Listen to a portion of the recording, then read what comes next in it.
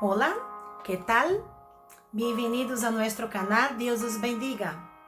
Dando seguimiento a la serie ¿Quién es Jesús? Hoy vamos a estar reflexionando en el libro de Marcos, el Evangelio de Marcos, el segundo Evangelio, por orden, ¿no? Como está en la Biblia. Sin embargo, el Evangelio de Marcos es el Evangelio más antiguo. En el Evangelio de Marcos, aprendemos que Jesús es el siervo sufriente. En Marcos 10:45 dice, porque el Hijo del Hombre no vino para ser servido, sino para servir y para dar su vida en rescate por todos. Pero ¿por qué Dios, Jesús, dice esas palabras? ¿Qué había pasado aquí? Os comento. Dos de sus discípulos, Jacob y Juan, querían ser servidos con que se les concediera los principales puestos en la gloria de Cristo. Y esta fue su petición. Cuando los demás discípulos escucharon, se indignaron profundamente porque ellos también querían ser servidos, recibiendo ellos mismos los puestos principales. Pero el Señor aquí interviene y recuerda su misión, su propósito. Es interesante que en el versículo 42 dice así, 10:42. Pero Jesús los llamó y les dijo, como ustedes saben, los gobernantes de las naciones las dominan y los poderosos les imponen su autoridad. Pero entre ustedes no deben ser así.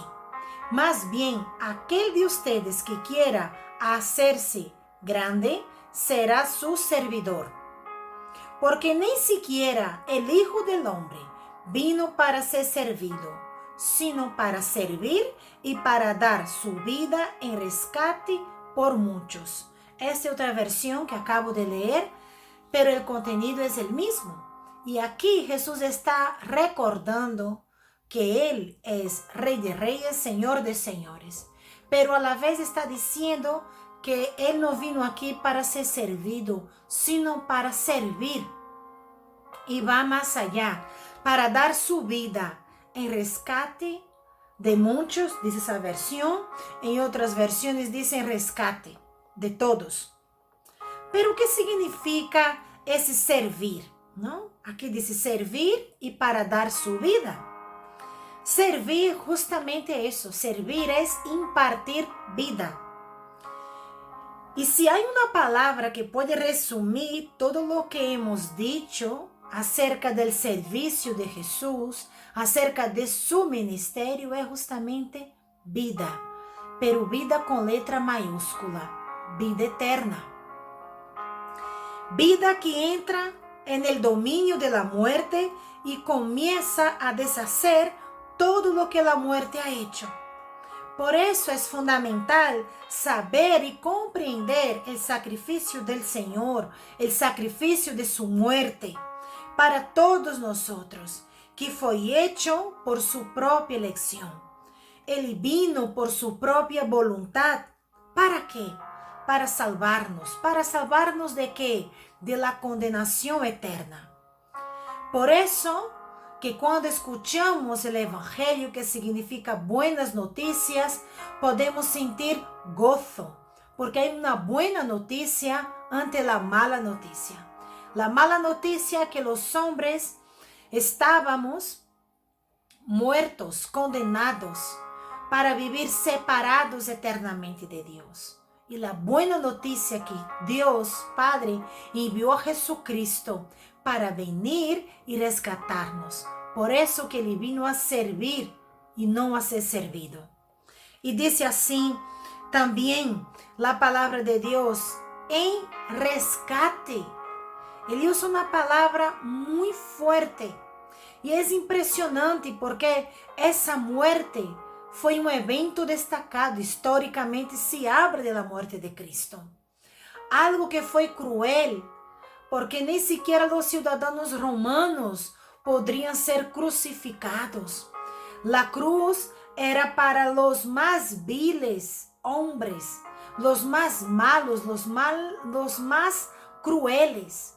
Sin embargo, no había ninguna acusación, tanto que Pilato lavó las manos. ¿Acordáis de eso? Y Jesús fue crucificado. Pero, Tatiana, ¿por qué Jesús fue crucificado? Para cumplir todas las profecías que estaban ya en el Antiguo Testamento. Él vino a cumplir la ley. Él vino por eso, para rescatarnos, para recuperar nuestra vida y nuestra comunión que antes del pecado tenía. El hombre tenía esa comunión con Dios. Y Dios nunca perdió el dominio, el control de nada. Por lo tanto, la muerte de Cristo transfiere la culpa que teníamos nosotros a Él. Por eso que Él tuvo que pagar ese precio tan grande que fue su muerte y muerte de cruz. Su sacrificio puede ser comparado a un puente que une los abismos, ¿no? O dos abismos, posibilitando así la reconstrucción, como acabo de decir, rota por el pecado entre el hombre y Dios. Por eso que Jesús dice, porque ni aun el Hijo del Hombre vino para ser servido, sino para servir y para dar su vida en rescate por muchos. Jesús es la persona que todos nosotros necesitábamos para dar su vida. ¿Quién podría nos darnos vida eterna que no fuera Cristo? Por eso que lá en Juan le dice, yo soy el camino, la verdad y la vida. Nadie vendrá al Padre sino por mí. Es por esa razón. Dios envió su único Hijo a pagar lo que nunca podríamos pagar. Un precio de rescate infinito a causa de nuestra deuda infinita que cada uno de nosotros teníamos con Dios o algunos tenemos con Dios. La buena noticia, como ya he dicho, es que Dios obra en nosotros por medio de Cristo. Él perdonó nuestros pecados, Él perdona nuestros pecados, quitando toda nuestra culpa, llevando toda nuestra condenación. Y todo eso fue lo que Cristo llevó sobre sí en la cruz del Calvario. Y en el lugar del pecado, de la culpa, de la condenación, Dios nos dio vida, esperanza, seguridad. ¿Quieres conocerlo? Recuerda que Jesús es el siervo sufriente, aquel que ofreció su vida para que hoy tú y yo pudiéramos tener seguridad, libertad en Dios.